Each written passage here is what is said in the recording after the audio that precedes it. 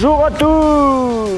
Bien le bonjour. Je vous présente mes deux copains du jour. Monsieur Nawal, un beau lama de 8 ans. Et son petit copain Looping, qui lui a 4 ans. Et bonjour madame, je vous amène en visite. C'est bien. Il est vivant, hein, il bouge. Ah, c'est de la très belle laine. Hein. Poser sur un plan de masse les voies d'accès qui sont déjà là, qu'on les a vus en rouge sur un truc, et les zones de stationnement possibles, c'est théorique, mais on peut le faire. Donc la limite de propriété, c'est la murette, et à la fin des travaux, on lui remet ces 2 servitudes parce que moi, je les ai dans mon obligation. Cet EHPAD, nous allons le reconstruire.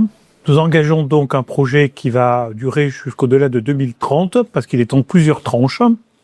Aujourd'hui, on va parler de la première tranche, c'est-à-dire l'EHPAD lui-même, c'est-à-dire le bâtiment qui va se mettre en place dans le pré que nous avons entre nous. Il y a des gens qui sont, le copropriétaires, qui sont vraiment inquiets. Inquiets, c'est sûr que nous, qu'on a pris ce logement, c'était pour la vue, pour le soleil. On savait qu'il allait falloir avoir quelque chose, mais on ne savait pas quoi exactement.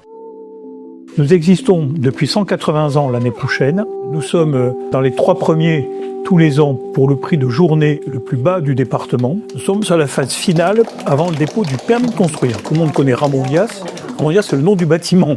Mais l'association, c'est Notre-Dame de l'Espérance. Nous sommes d'utilité publique. Le plan de prévention des risques nous interdit totalement d'aller nous mettre en bas.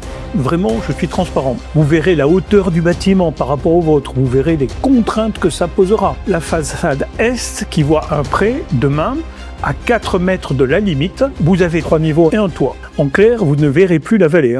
Le projet tel qu'il est là, il correspond à notre besoin. C'est vrai, il satisfait notre besoin. Ça vous permet, vous, de préparer si vous avez des choses à contester, et de vérifier auprès de vos conseils la solidité d'une procédure que vous entamerez.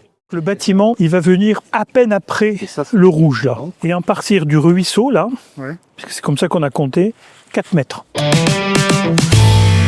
Nous faisons travailler ici un peu plus de 55 personnes, 47 TPT. Le bâti tel qu'il est là n'est pas transformable parce que c'est des caissons béton, tout est porteur, enfin voilà. Ça fait des années qu'on travaille sur le sujet. Nous, on est à prendre en compte le risque tel qu'il a été qualifié au moment où ce plan de prévention des risques naturels prévisibles est sorti. Nous avons donc une construction qui commence à apparaître vraiment avec suffisamment de finesse et nous voulons vous présenter ce sujet. Ici, dans l'EHPAD, on s'occupe de la dépendance. Nous, on fait ensuite l'assistanat à l'autonomie à domicile, sur toute la vallée. On a tellement de contraintes que le prix unitaire du lit, tel qu'il ressort aujourd'hui, c'est 40% plus cher que le prix du marché courant.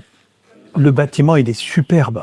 Il est superbe, le bâtiment. Un investissement qui va permettre de préserver cet écosystème de vie dans les vallées. C'est pour ça que je le défends avec... C'est pour ça qu'on a la chance d'avoir tout cet appui politique autour de nous.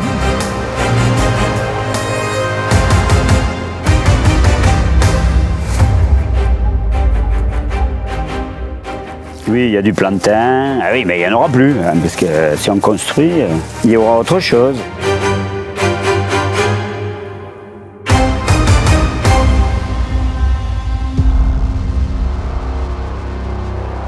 On part pour le nouveau siècle. Enfin, pour au moins un siècle.